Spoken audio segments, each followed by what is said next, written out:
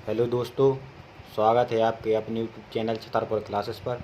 तो जो हमारी साइंस की क्लास चल रही थी उसमें हमने क्या पोषण टॉपिक को कवर किया है। जो हमारे 4 लेक्चर कंप्लीट हो चुके हैं। तो आप पोषण टॉपिक को देखना चाहते हैं तो उसको भी देख सकते हैं, जिसमें हमने प्रोटीन, कार्बोहाइड्रेट, विटामिन और वसा के बारे में डिटेल से चर्चा की है। और जितने संभव क्वेश्चन आ सकने की संभावना थी उन पर भी हमने विस्तृत चर्चा की है। तो आज से जो हमारा अगला टॉपिक रहेगा वो रहेगा कंकाल तंत्र, यानी कि हमारा शरीर कितने कंकालों से मिलकर बना होता है। इन सभी के बारे में हम डिटेल से चर्चा करेंगे, यानी कि हमारे शरीर में कितनी अस्थियाँ होती हैं, कितनी हड्डियाँ होती हैं, मेरु और जो कितनी उपास्थि होती है, कितनी मसल्सों से हमारा शरीर मिलकर बना होता है, हाथ और पैरों में हड्डियों की संख्या कितनी होती है।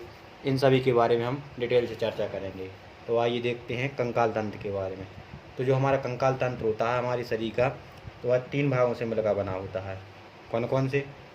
पहला होता है अस्थि, अस्थि यानी कि बोन।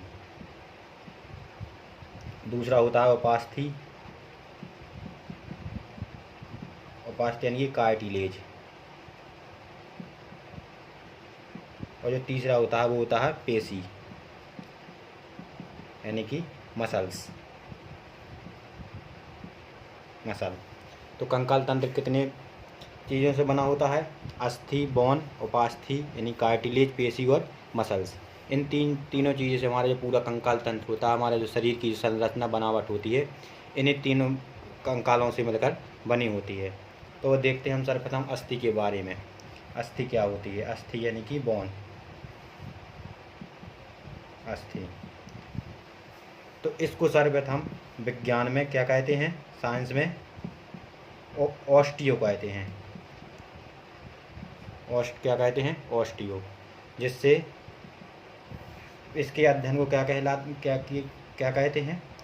इसके अध्ययन को, अस्थि के अध्ययन को कहते हैं ऑस्टियोलॉजी, ऑस्टियोलॉजी। इसके अध्ययन को ऑस्टियोलॉजी कहते हैं। और जो हमारी अस्थि होती है वो क्या है? कैल्शियम और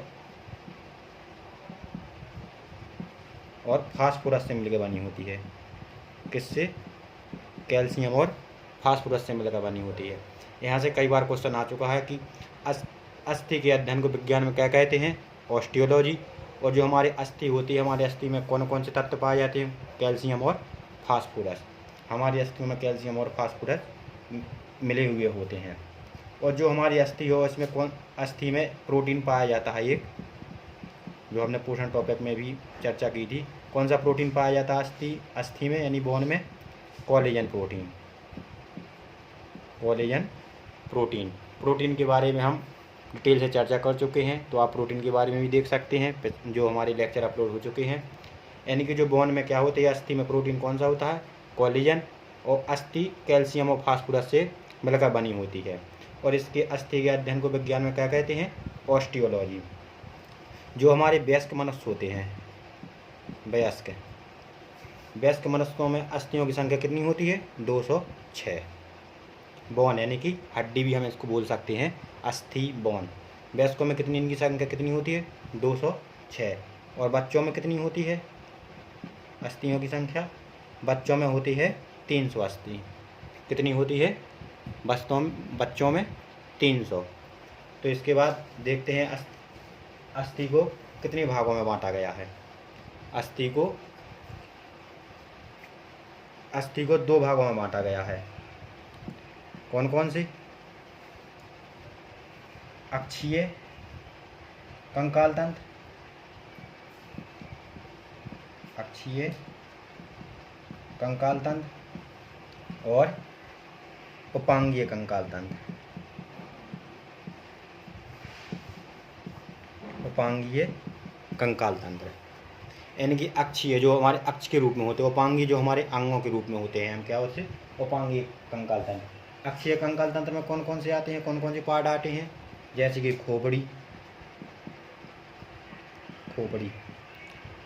खोपड़ी में अस्थियों की संख्या कितनी होती है? 29।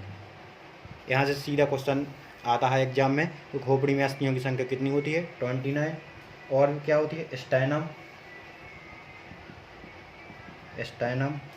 स्टैनम कितना होता है? स्टेनम की संख्या होती है 1। इन सभी के बारे में हम डिटेल से चर्चा करेंगे। खोपड़ी, स्टेनम और पसलियाँ। अक्षीय कंकाल तंत्र में पसलियों की संख्या कितनी होती है? 12 जोड़ी। 12 जोड़ी यानी कि 24। पसलियों की संख्या होती है कितनी? 12 जोड़ी यानी कि 24।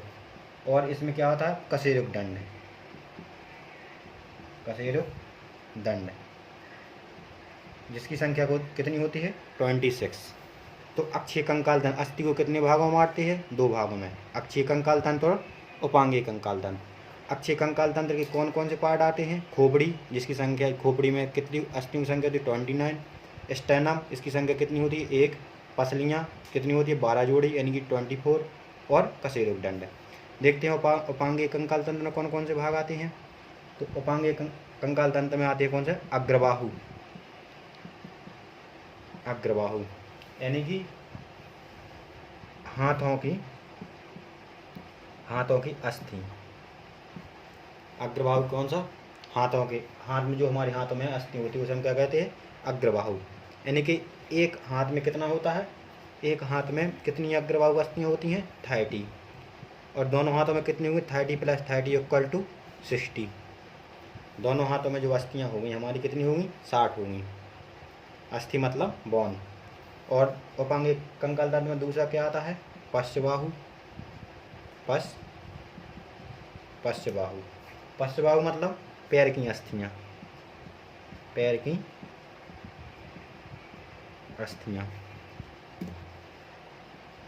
अस्थियाँ। इनकी संख्या कितनी होती है?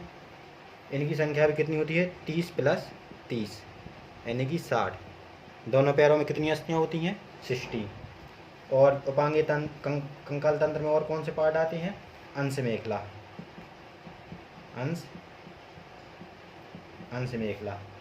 अंश मेखला कहाँ होती है? कंधे की जो अस्थि होती है, बोन होती है, उसे अंश मेखला कहते हैं, जो कंधे में होती है। इसकी संख्या कितनी होती है? एक कंधे में 2, दोनों में कितनी? 2 + 2 = 4। अंश मेखला जो कहाँ होती है? हमारे कंधे में होती है। और जो एक और होती है उपांगीय कंकाल तंत्र, वो कौन सा पार्ट होता है? श्रोणी मेखला। कौन सा? श्रोणी मेखला। ये कहाँ होती है? श्रोणी मेखला होती है कान में। कहाँ? कान में। इसकी संख्या कितनी होती है?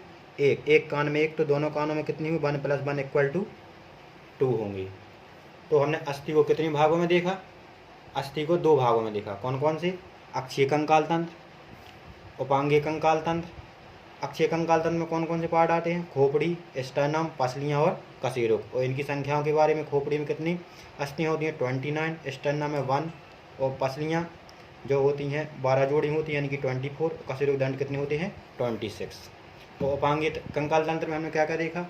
उपांगीय कंकाल तंत्र में अग्रबाहु यानी कि हाथों की अस्थियाँ, जो हाथों में जो बोन होती हैं, कितनी होती हैं दोनों हाथों में? 60 यानी कि 60। और पश्चबाहु यानी कि पैर में कितनी अस्थियाँ होती हैं? 60। और अंश मेखला कंधे की, जो कंधे में होती है, उसमें कितनी होती हैं? 4। और श्रोणी मेखला जो हमारी कान की अस्थि हुई, उसमें कितनी होती हैं? 2। 1 + 1 यानी कि 2।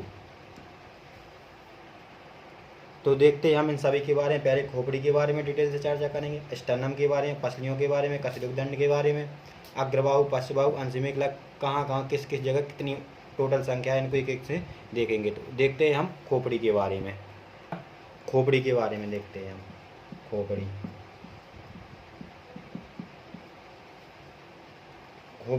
में कितनी टोटल थी? 29। तो देखते हैं खोपड़ी में 29 अस्थियाँ। खोपड़ी में 29 अस्थियाँ कहाँ कहाँ होती हैं? तो खोपड़ी में जो कितनी होती हैं? क्रैनियम, या इसको हम क्रैनियल भी बोलते हैं। क्रैनियम यानी कि ब्रेन बॉक्स।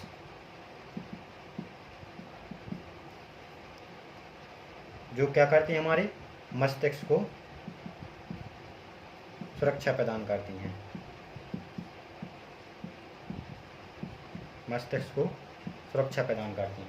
इनकी संख्या कितनी होती है? 8। पहला कौन सा है, क्रेनियम या क्रेनियल यानी कि ब्रेन बॉक्स, जो हमारे मस्तिष्क को क्या करती हैं, सुरक्षा प्रदान करती हैं। इनकी संख्या कितनी होती है, 8 होती है। और खोपड़ी में कौन सा पार्ट आता है, चेहरे की अस्थियाँ, यानी कि चेहरे की अस्थियाँ, चेहरे की अस्थियाँ यानी कि फेशियल बोन, इनकी संख्या कितनी होती है, संख्या होती है इनकी 14 यानी कि 14। इनकी संख्या कितनी होती है, 14। जो हमारे निचले जबड़े की, देखो चेहरे की अस्थियाँ होती हैं कितनी, फेशियल बोन होती हैं से 14 होती है। जो हमारे निचले जबड़े की होती है वो सब शरीर की सबसे मजबूत क्या होती है, अस्थि होती है। जो हमारे निचले जबड़ा, हमारा जबड़ा होता है जो, उसमें जो निचले की अस्थि होती है वो सबसे मजबूत अस्थि मानी जाती है। इसके बाद देखते हैं इसमें कौन और पार्ट आता है खोपड़ी में, कान की अस्थियाँ, कान की अस्थियाँ, कान की अस्थियाँ कितनी होती हैं, एक कान में 3 + 3 कितनी होती हैं, 6। यानी कि कौन कौन सी होती हैं कान की अस्थियाँ, मेलियस, इनकी संख्या कितनी होती है, 2। और इंकस, इनकी संख्या कितनी होती है, 2। और स्टेफिस, इनकी संख्या कितनी होती है, 2। जो हमारी स्टेफिस क्या होती है, स्टेफिस बोन होती है, स्टेफिस अस्थि होती है, वो क्या होती है, हमारी शरीर की सबसे छोटी अस्थि मानी जाती है। एक क्वेश्चन एग्जाम में कई बार बहुत से एग्जामों में देखने को मिला है कि हमारी शरीर की सबसे छोटी अस्थि कौन सी है, स्टेफिस। और जो शरीर की हमारी सबसे मजबूत अस्थि कौन सी है, शरीर की सबसे मजबूत अस्थि कौन सी है, वो कौन सी है, निचले, जो हमारे निचले जबड़े में होती है, यानी कि मैंडिबल अस्थि। कौन सी, मैंडिबल, कौन सी है, मैंडिबल अस्थि।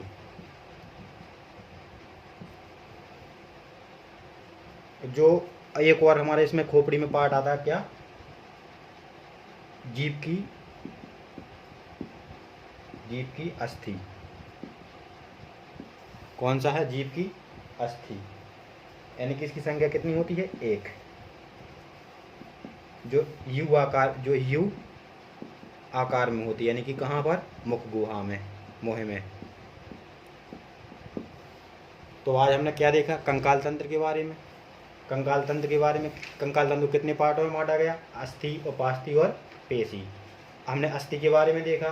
फिर अस्थि को कितने पार्टों में बांटा गया, अक्षीय कंकाल तंत्र और उपांगीय कंकाल तंत्र।